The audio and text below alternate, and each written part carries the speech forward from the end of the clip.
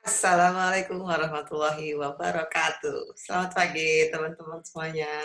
Hai guys, how are you? Ini adalah hari terakhir ya, minggu terakhir kita untuk mata kuliah psikologi sosial.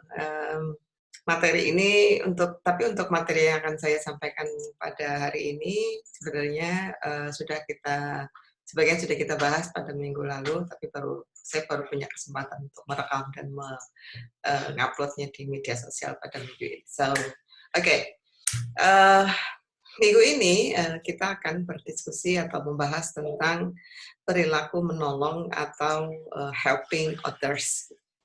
Nah, terutama di era sekarang, di masa COVID-19 ini, kita semua sudah menyaksikan, kita semua sudah bahkan mungkin menjadi dan turut ambil bagian dalam kegiatan-kegiatan kemanusiaan, khususnya terkait dengan tolong-menolong gitu. Kita banyak sekali cerita yang bisa kita dapatkan di sekitar kita tentang bagaimana orang menolong orang lain meskipun dia juga dalam keadaan yang susah juga, misalnya seperti itu. Contoh yang sangat jelas misalnya kayak mungkin 3 atau 3 minggu yang lalu saat orang berdonasi, kemudian memberikan bantuan pada ojek online misalnya, awal-awal COVID, awal-awal work from home dan sebagainya itu kan kita ada banyak sekali cerita-cerita seperti itu. Nah, pertanyaannya kemudian kalau misalnya kita bahas dari kajian psikologi sosial, lalu sebenarnya pertanyaannya kenapa sih orang menolong? Kenapa? Pernah nggak kalian memikirkan, kenapa sih aku harus menolong orang ini? Kenapa saya harus menolong teman saya? Kenapa saya harus menolong ibu saya atau saudara saya? Padahal perilakunya mungkin menyebalkan gitu. Teman yang kita tolong itu ternyata nikung misalnya kayak gitu. Tapi kenapa? Apa yang mendasari seseorang untuk berperilaku menolong seperti itu? Atau kalau misalnya kita cermati juga, kapan sih sebenarnya perilaku menolong itu muncul? Apakah hanya pada saat orang sedang sedih, atau mungkin sedang saking bahagianya gitu, terus muncul keinginan untuk menolong, dan lain sebagainya. Nah, ini yang akan kita diskusikan pada hari ini. Kajian psikologi sosial membahas atau juga melakukan penelitian dan kajian yang cukup mendalam tentang kenapa orang menolong, kapan perilaku menolong itu muncul, dan bagaimana sebenarnya memunculkan atau mempromosikan atau mendorong orang untuk gemar menolong. Padahal kan ya, sementara kita sudah tahu di ajaran agama manapun ajakan untuk selalu menolong sesama itu adalah hal yang paling utama. Oke, saya akan membagi slide yang sudah saya persiapkan untuk memudahkan kita dalam berdiskusi. Jadi ada 3 topik utama dalam pembahasan kita hari ini. Topik pertama adalah mengapa, alasannya atau teori-teori apa, bagaimana kajian psikologi sosial membahas tentang motivasi orang menolong. Kemudian yang kedua adalah bagaimana atau kapan perilaku menolong itu muncul. Kemudian yang ketiga adalah siapa sih sebenarnya yang sering menolong itu. Kajian psikologi sosial ternyata punya teori-teori dan punya juga penelitian-penelitian tentang siapa sebenarnya orang yang sering memberi pertolongan. Dan yang terakhir adalah ternyata ada 4 guys. Yang terakhir adalah bagaimana mempromosikan budaya gemar menolong. Saya share dulu sebentar ya, saya cari ini. Bentar.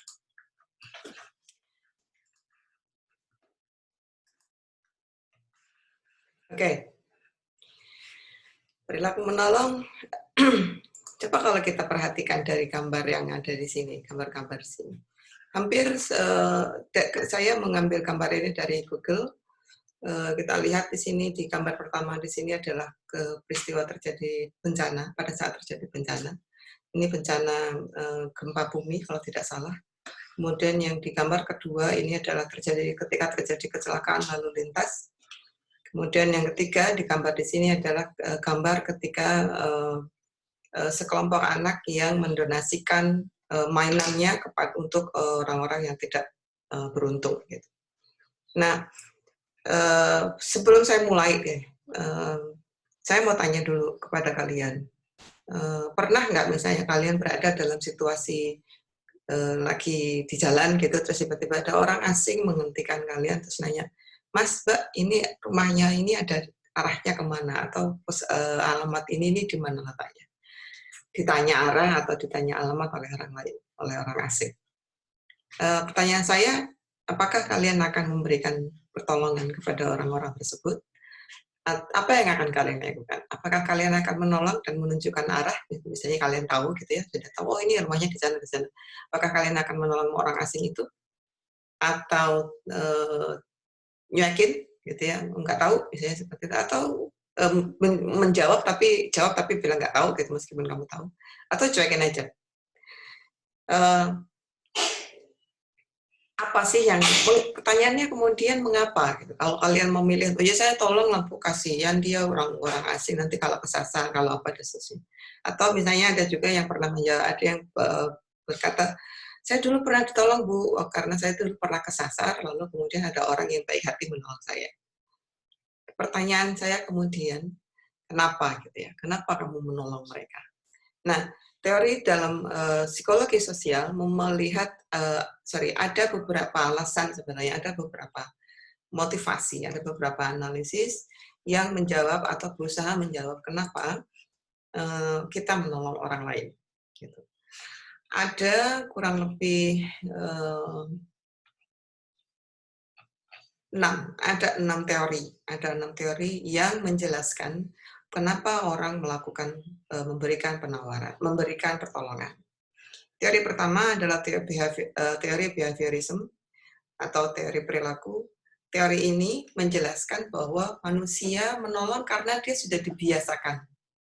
Karena dia sudah dibiasakan oleh masyarakat. Kebiasaan itu dilakukan, bisa dilakukan dalam institusi keluarga, institusi agama, institusi pendidikan, dan seterusnya. Artinya orang menolong itu karena diajari untuk menolong. Gitu.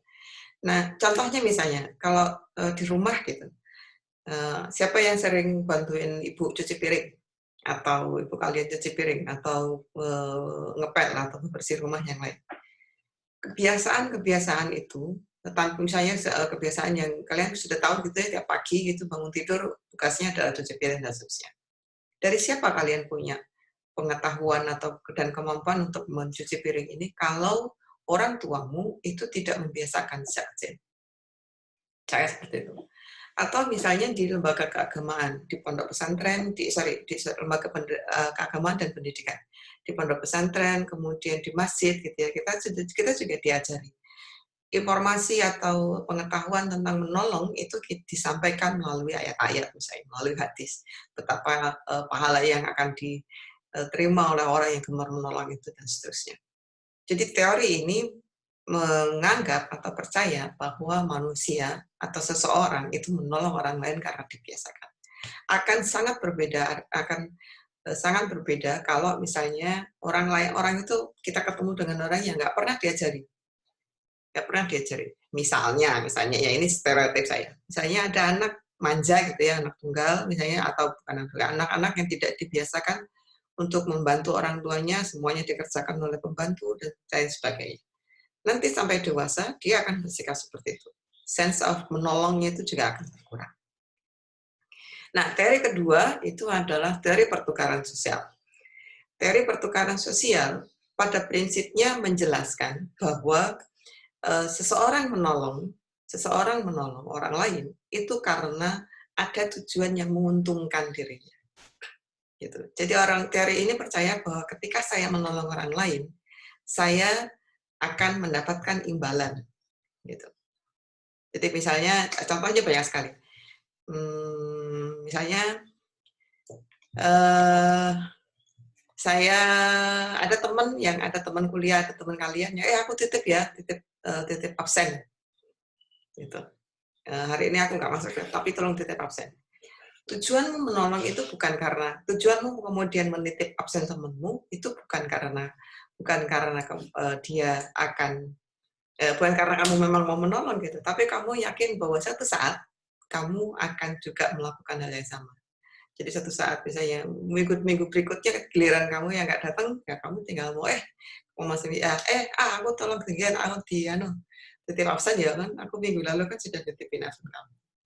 Kayak gitu. Jadi imbalannya seseorang melakukan pertolongan itu karena ada imbalannya. Atau misalnya bisa juga, kamu tolong orang misalnya dulu zaman waktu saya masih kecil gitu, saya sering disuruh ibu saya belanja gitu, beli sesuatu di warung. Saya pasti ngomong, "Bu, ini nanti sisa susu buat aku jajan ya." Kembaliannya, uang kembaliannya nanti buat aku jajan. Itu adalah imbalan gitu. Saya mengharapkan ada perimbalan. Kemudian teori ketiga itu adalah teori empati atau empati gitu. Nah, di teori ini prinsipnya menjelaskan bahwa ketika seseorang memberikan pertolongan itu karena dia ikut merasakan penderitaan orang lain.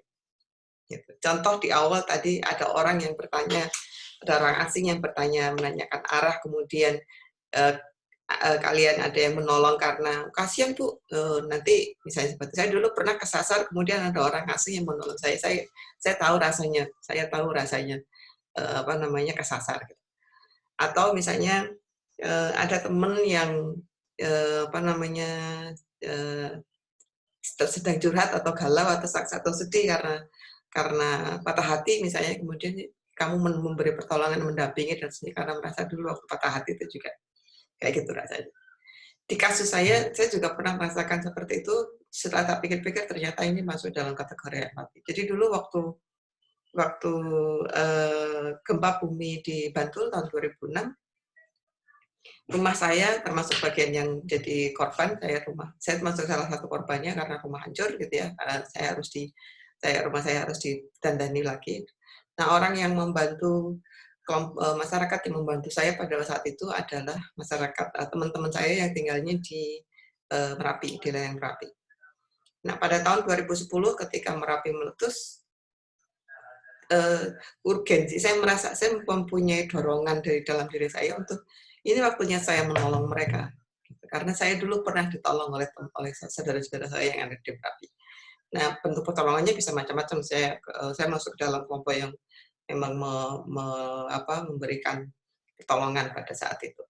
Jadi coba kalian misalnya satu saat nanti perhatikan, ketika kalian melakukan sesuatu atau menolong seseorang, itu alasannya apa sih sebenarnya yang mendasar? Mungkin karena empati itu sendiri. Dan jangan salah, menolong karena ego, menolong karena perasaan simpati dan perasaan empati itu nggak salah. Itu sangat-sangat dimaklumi. Nah, teori berikutnya adalah teori norma sosial. Teori norma sosial ini pada prinsipnya menjelaskan bahwa orang menolong karena diharuskan oleh norma-norma di dalam masyarakat.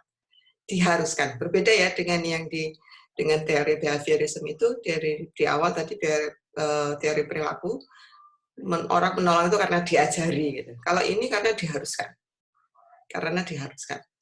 Contohnya ada dua norma sosial yang dijadikan pedoman untuk memunculkan atau mendorong orang menolong seseorang yang lain. Norma pertama adalah norma timbal balik, yaitu bahwa ada norma di dalam masyarakat yang berbunyi atau berpendapat bahwa ketika kamu ditolong oleh seseorang, maka kamu harus menolong orang lain. Kamu harus menolong orang tersebut.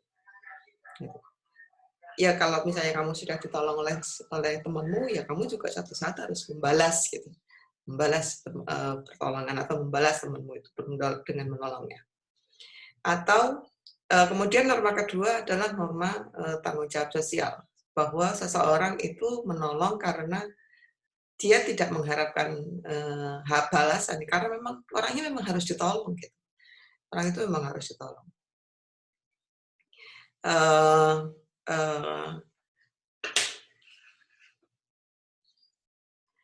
Nah, teori norma sosial ini kalau kita perhatikan gitu ya, sebenarnya sangat banyak terjadi di kita setiap banyak sekali contoh yang bisa kita lihat.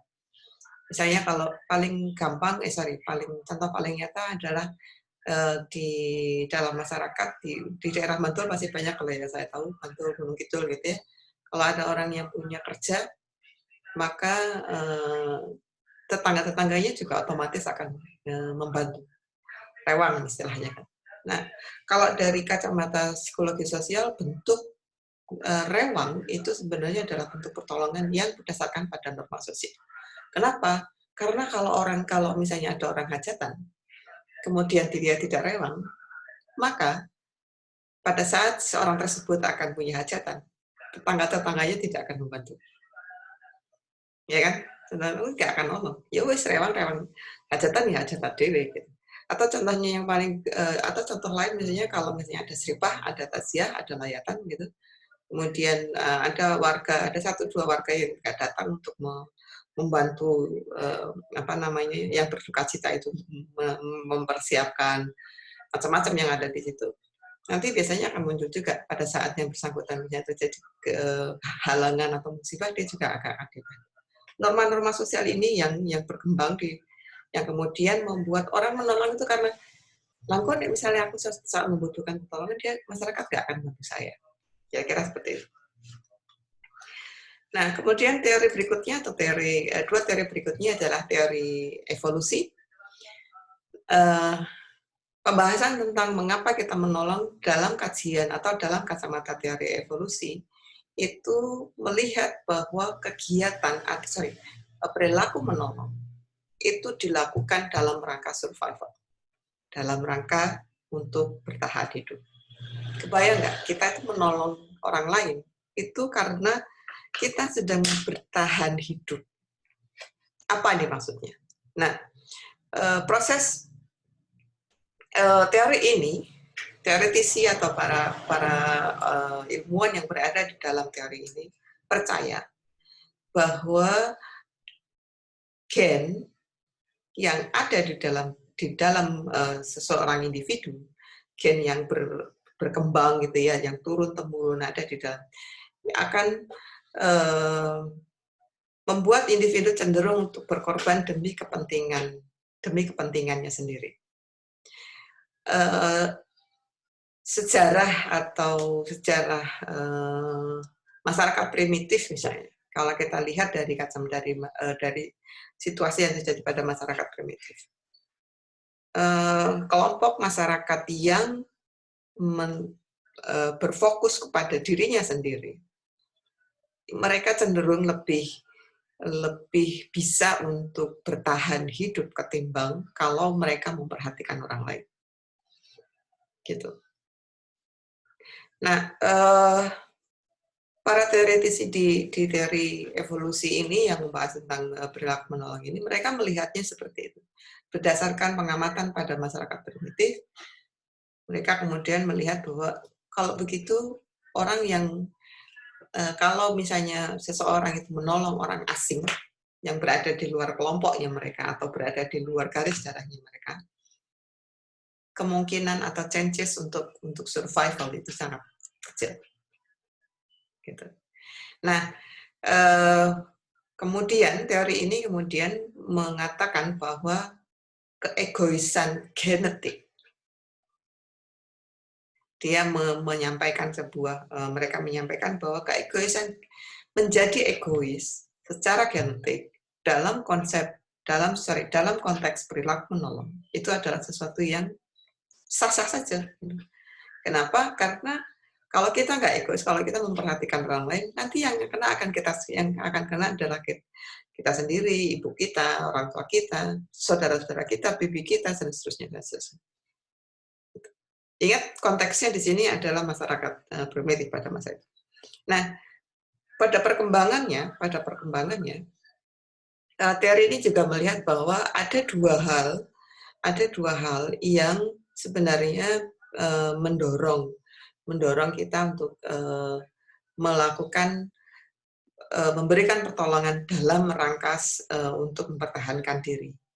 Apa yang dilakukan adalah pertama, seperti kita lihat di sini, yang pertama adalah memberikan perlindungan kekerabatan berdasarkan hubungan persaudaraan.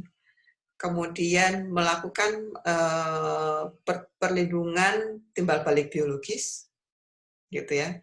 Kemudian yang ketiga adalah berdasarkan orientasi seksual. Perlindungan kekerabatan, saya akan bahas yang di sini. Perlindungan kekerabatan atau kin protection itu dilakukan atas hubungan persaudaraan. Misalnya ada saudara kita yang memerlukan donor darah misalnya. Siapa yang pertama kali kita tanya? Pasti keluarga kita. Golongan darah ini siapa yang punya? Karena apa? Karena ya jelas garis keturunannya sangat sangat nyata dan seterusnya. Kemudian lanjut ke teori berikutnya adalah teori perkembangan kognisi yang mana dalam teori ini melihat bahwa perilaku menolong itu sejalan dengan perkembangan kognitif manusia. Kognitif itu bagian kepala, bagian otak gitu ya. Perkembangan kognitif manusia menentukan bentuk perilaku menolong seperti apa yang akan muncul. Misalnya kalau di sini disampaikan misalnya pada anak-anak bentuk perilaku menolong itu didasarkan pada pertimbangan hasil karena mereka perkembangan kognitifnya berpusat pada sesuatu yang konkret gitu.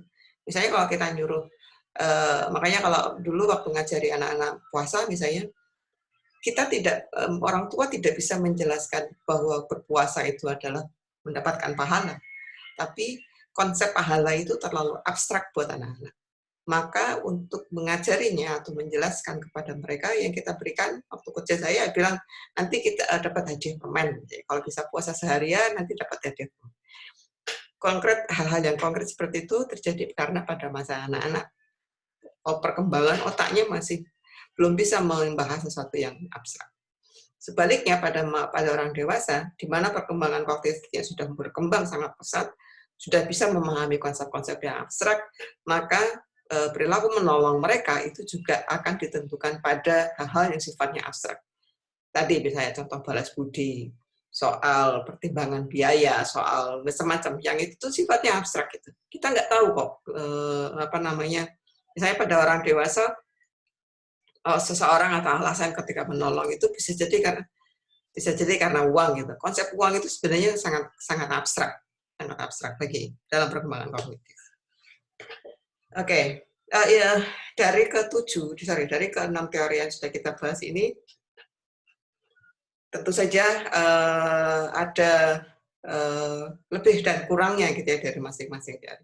Dan pada titik tertentu penggunaan teori atau penggunaan teori-teori dalam yang membahas tentang mengapa kita menolong ini tidak sekaku itu. Gitu. Bisa jadi dalam kita memahami perilaku menolong seseorang, nah, dalam memahami tentang perilaku menolong seseorang, 2-3 teori itu bisa kita pakai untuk membahas atau menganalisis. Gitu. Misalnya pada masa bencana gitu. Apakah seseorang menolong orang lain pada masa bencana itu semata-mata didasarkan pada teori evolusi saja, atau karena norma sosial misalnya, kayak menolong kamu nggak nolong. Jadi teori ini dalam banyak kasus seringkali tidak sekaku itu. Berikut saya tampilkan beberapa perbandingan dari teori yang sudah kita diskusikan tadi. 3 kelompok besarnya adalah social exchange, ada social norms, dan ada evolutionary. Ini yang sudah kita bahas. Ini kelompok besarnya, dari 6 itu tadi dikelompokkan menjadi 3. Oke. Pertanyaannya kemudian, setelah kita tahu mengapa kita menolong orang, mengapa kita memberi pertolongan kepada orang lain, pertanyaannya kemudian seringkali adalah kapan saat yang tepat, atau kapan perilaku menolong itu biasanya muncul. Ada 2 faktor yang penting yang menjelaskan kenapa atau menjelaskan kapan perilaku menolong itu muncul. Faktor pertama adalah faktor internal, faktor kedua adalah faktor eksternal. Faktor internal, salah satu yang sangat kuat penjelasannya tentang faktor internal sebagai penyebab munculnya perilaku menolong atau yang menjelaskan kapan seseorang menolong, itu sangat dipengaruhi oleh perasaan emosi atau mood. Banyak penelitian dalam kajian psikologi sosial yang menjelaskan atau menunjukkan bahwa orang yang sangat berbahagia atau orang yang sangat sedih cenderung lebih mudah untuk menolong orang lain. Gitu. Contohnya yang disampaikan misalnya orang yang sedang jatuh cinta, pada saat orang yang sedang jatuh cinta lagi bahagia-bahagianya, dunia terasa indah, melihat segala macam dan seterusnya. Biasanya dalam situasi itu cenderung mudah untuk menolong orang lain karena dia merasa bahagia dengan dirinya. Hidupnya sangat bahagia, sangat bagus gitu ya. Kemudian mood atau perasaan emosi ini mendorong dia untuk menolong orang lain. Gitu. Sebaliknya, orang yang sedang sangat berduka, orang yang sedang sangat bersedih, orang yang sedang sangat berduka, juga perasaan-perasaan sedih yang amat sangat duka yang sangat luar biasa, itu juga bisa mendorong orang untuk melakukan atau menolong orang lain. Ada banyak contoh misalnya pada saat kita sedang sedih, terus tiba-tiba untuk salah satu cara untuk untuk melampiaskan atau melegakan dirinya, melegakan diri sendiri adalah dengan nyumbang gitu ya ke masjid gitu ya, infak gitu ya, kemudian memberi donasi dan lain seterusnya, memberi makan orang lain, traktir gitu. Ada yang pernah ditraktir pada saat patah hati? Kayaknya sih jarang ya. Biasanya kalau traktir-traktiran itu kalau pas habis jadian. Oke. Tapi ada beberapa orang yang atau paling tidak penelitian dalam psikologi sosial sangat jelas seperti ini. Nah, yang menarik adalah faktor eksternal. Ini pembahasan yang cukup mendetail di dalam kajian psikologi sosial tentang faktor eksternal yang menjelaskan kapan seseorang menolong. Ada beberapa faktor yang menjelaskan, ada beberapa aspek topik atau apapun item yang menjelaskan tentang faktor eksternal. Yang pertama itu adalah faktor bystanders atau orang yang kebetulan berada di lokasi pada saat terjadi musibah. Pernah nggak kalian berada misalnya lagi naik motor gitu, tiba-tiba di depan ada orang kecelakaan, kita melihat ada orang kecelakaan gitu ya. Kita kan nggak sengaja tuh, tidak sengaja berada di lokasi itu. Kita berada kebetulan berada pada lokasi dan waktu yang sama, di tempat dan waktu yang sama terjadinya kecelakaan. Nah, ini yang kita sebut orang-orang yang tidak sengaja berada di dalam satu event, dalam satu ruang dan waktu ketika terjadi musibah, terjadi kecelakaan, terjadi bencana dan seterusnya. Ini adalah yang disebut sebagai bystanders, orang lewat gitu kira-kira gitu. Nah, pertanyaannya kemudian, kalau misalnya kalian kebetulan berada pada situasi di mana berada di pada saat kejadian kecelakaan, apa yang akan kalian lakukan? Apakah kalian akan menolong? Atau lihat aja? Cuek aja tuh, naik motor, cuma ngeliatin, gitu ya. Atau berhenti, kemudian telepon polisi, kemudian jalan lagi. Atau berhenti, rekam. Motornya diparkir, marani, dan habis itu ngerekam, upload di sosial media. Yang mana? Yang mana yang akan kalian pilih? Dalam kajian psikologi sosial, penelitian tentang bystanders atau orang yang lewat ini sangat luar biasa mendetail gitu ya. Ada beberapa penelitian yang ingin melihat. Gitu. Nah, secara umum orang yang berada dalam situasi, orang-orang yang berada di dalam ruang dan waktu yang sama ketika terjadi kecelakaan, hampir sebagian besar dari mereka tidak memberikan pertolongan. Ada penelitian mungkin dari hanya 30-40% saja orang yang berada di situ yang akan menolong, lainnya enggak. Pertanyaannya kemudian kan kenapa? Kenapa seperti itu? Ada banyak aspek, salah satunya adalah malu. Atau merasa, nanti juga ada yang menolong. Perasaan bahwa nanti juga ada yang nolongin kok, biarin aja. Tapi yang lainnya yang menurut saya juga penting adalah ada perasaan jaim. Jadi ada penelitian di sebuah universitas di Amerika yang saya baca, yang Jadi penelitian eksperimen itu menempatkan beberapa subjek penelitian gitu ya di dalam satu ruangan kelas gitu ya. Mereka para subjek itu adalah mahasiswa, para mahasiswa itu diminta untuk mengerjakan soal gitu karena sedang ujian gitu ya. Kemudian pada saat mereka sedang mengerjakan soal itu tiba-tiba keluar asap di dalam ruangan itu. Jadi tiba-tiba ada asap, kemudian ada sirene kebakaran berdengung dan seterusnya gitu ya. Apa yang terjadi ketika hanya ada satu orang yang berada di dalam ruangan itu, maka orang ini dia akan segera berespon gitu. Dia akan segera merespon asap dan bunyi alarm kebakaran itu. Artinya dia segera meninggalkan ujiannya, kemudian lari keluar ruangan menyelamatkan diri. Yang kedua, ketika hanya ada 2 orang yang berada di dalam ruangan itu, yang pertama, 2 orang ini memerlukan waktu kira-kira antara 30 sampai 2 menit gitu ya untuk bereaksi. Dan kemudian mereka akan keluar. Gitu ya. Nah, ketika di dalam ruangan itu diisi oleh lebih banyak orang lagi, waktu durasi dari ketika asap keluar, suara sirene meraung-raung itu sampai mereka keluar dari ruangan itu semakin panjang, gitu ya. Semakin panjang. Nah, pertanyaannya kan kemudian kenapa orang-orang ini, kenapa waktunya lebih panjang justru ketika kita berada dalam ruangan yang banyak orang?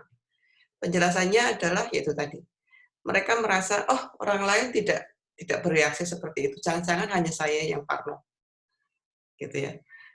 Orang-orang merasa semua yang berada di dalam ruangan itu mereka berpikiran seperti itu. Kemudian ada juga yang berpendapat merasa bahwa kenapa saya ketika ditanya kok kamu nggak segera keluar gitu ya? Jawabannya ya saya malu dong. Gitu. Atau mereka juga ada juga yang bilang yang lain enggak kok, masih aman karena yang lain enggak. Jadi ini memang tidak secara langsung menjelaskan tentang kapan seseorang menolong, tapi setidaknya dari reaksi atau respon orang terhadap bencana, ketika terjadi musibah dan seterusnya, menunjukkan bahwa hal yang sama juga terjadi ketika bagaimana kapan atau orang itu menolong. Gitu. Nah, faktor kedua adalah menolong jika orang lain menolong. Helping because somebody else does. Contohnya itu tadi, seperti saya tulis di sini. Nyumbang donasi COVID karena teman-teman sekelasnya nyumbang. Masukin infak pada salat Jumatan karena semuanya mau masukin salat ini ya, masukin infaknya gitu.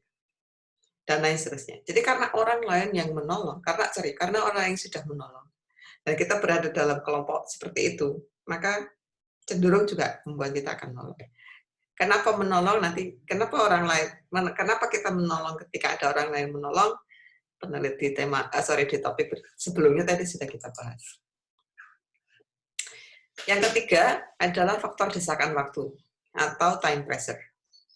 Kalau diperhatikan, jadi ada sebuah penelitian yang menunjukkan bahwa intinya dari hasil penelitian itu menunjukkan bahwa orang yang slow, orang yang tidak sibuk, cenderung lebih mudah menolong ketimbang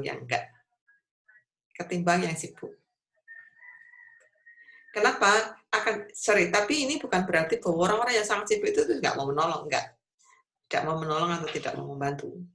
Mereka mau menolong, akan tetapi mereka tidak punya waktu untuk memahami konteks kenapa saya harus menolong, kenapa saya menolong, atau memahami merespon gitu ya terjadinya pertolongan, memberikan pertolongan.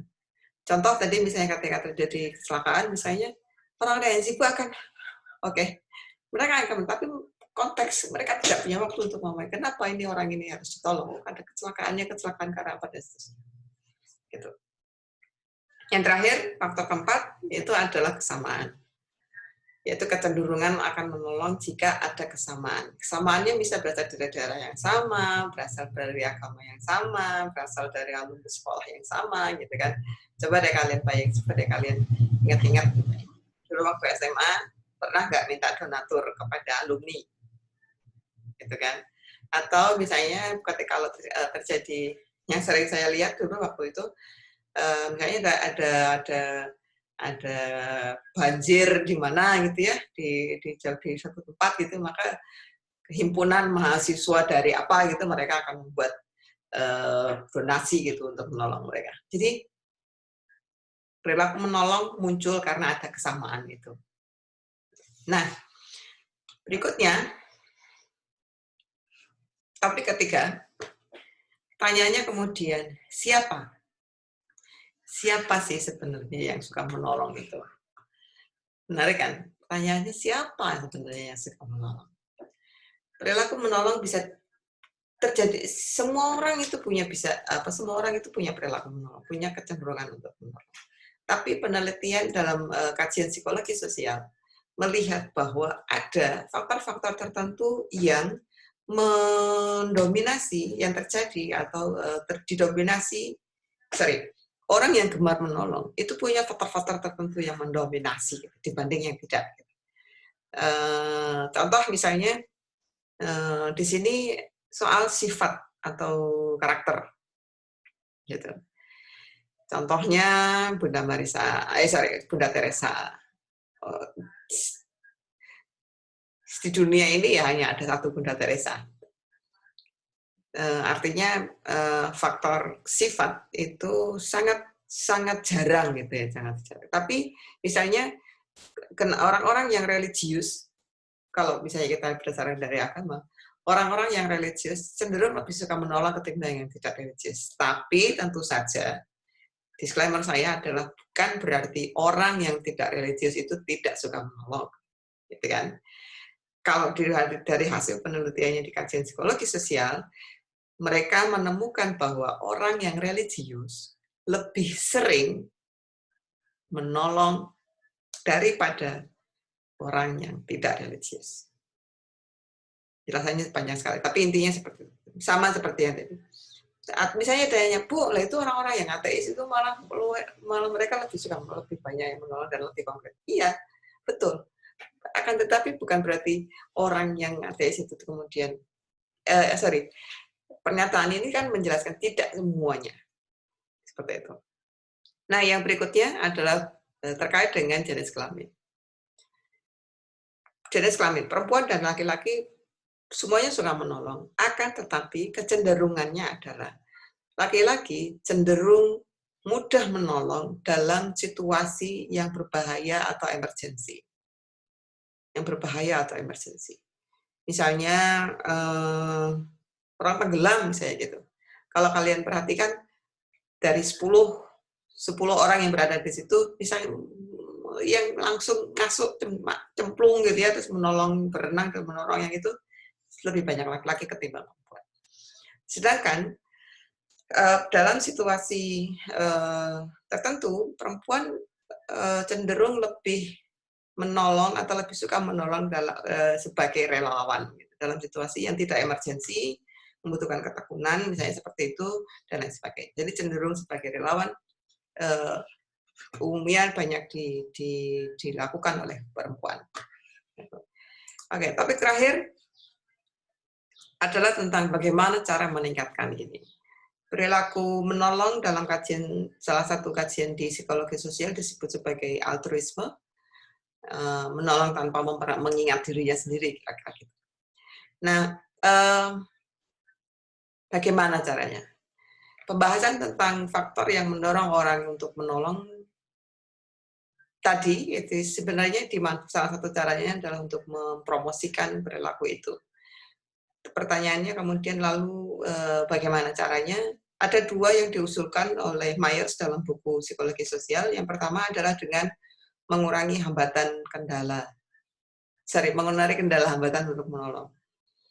Misalnya dengan mengurangi ketidakjelasan dan meningkatkan rasa tanggung jawab. Mengurangi ketidakjelasan itu maksudnya adalah dengan memberikan konteks yang jelas, misalnya seperti itu. Kemudian yang kedua adalah untuk menguranginya adalah dengan mengajak seseorang, mengajak menolong ajakan menolong secara lebih masif gitu ya. Ini kok secara apa nggak jelas ini. Secara lebih masif ya.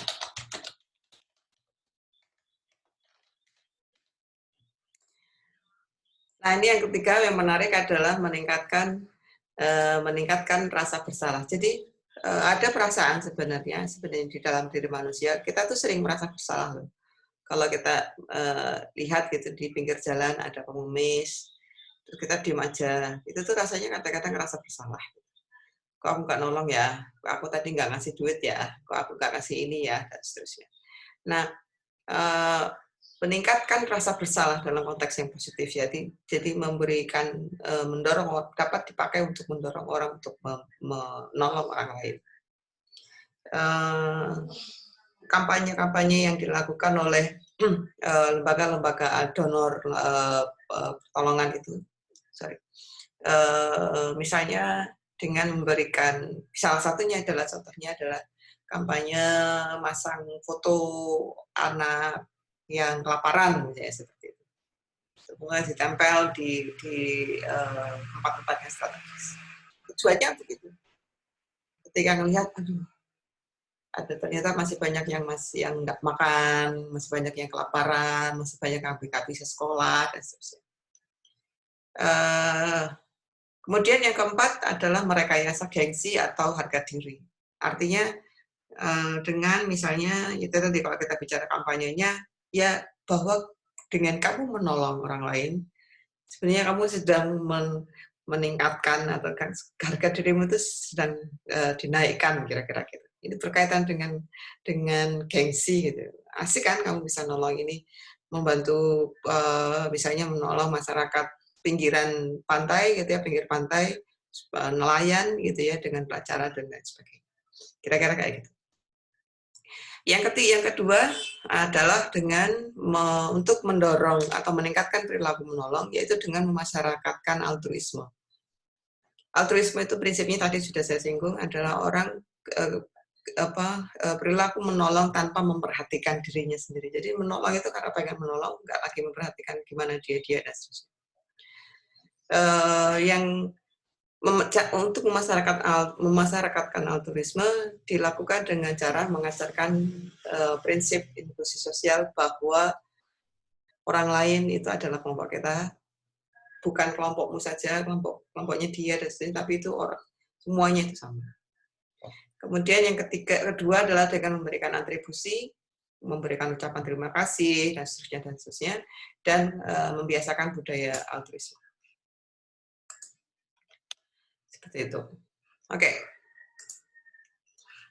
How can we increase helping? This is yang lebih detailnya, mensosialisasikan altruisme itu bisa dilakukan dengan banyak hal. Nah,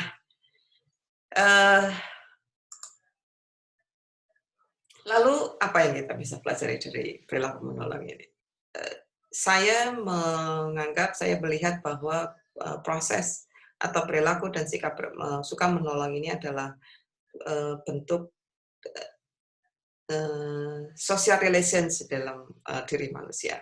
Bahwa sering kalau kita lihat dari teori-teori yang sudah kita diskusikan tadi, kita menolong seseorang itu karena itu tadi, karena kita eksistensi kita sebagai manusia. Oke, itu saja yang bisa saya sampaikan untuk hari ini. Semoga bermanfaat. Mohon maaf untuk segala kekurangannya. Terima kasih atas partisipasi dan perhatiannya. Assalamualaikum warahmatullahi wabarakatuh. Sampai ketemu lagi kapan-kapan.